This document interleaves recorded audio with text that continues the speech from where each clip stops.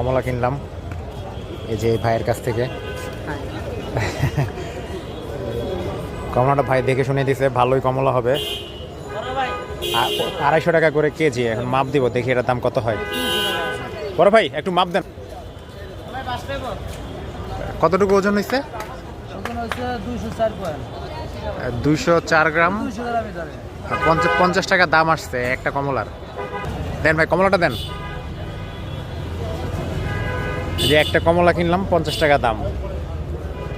কমলা খাওয়া শেষ, এখন দেখবো ওই খোসাটার দাম কত, যেটা ফেলে দিব। দেখেন তো এটা কতটুকু ওজন হয়। কত, এর দাম কত আসে? 15 টাকা না? দেন খোসাটা দেন। এই যে আমি এখন 15 টাকা ফেলে দিব, কিছু করার নাই। আপনারা জানাবেন সবাই এই 15 টাকা কীভাবে কাজে লাগানো যায়। ধন্যবাদ সবাইকে।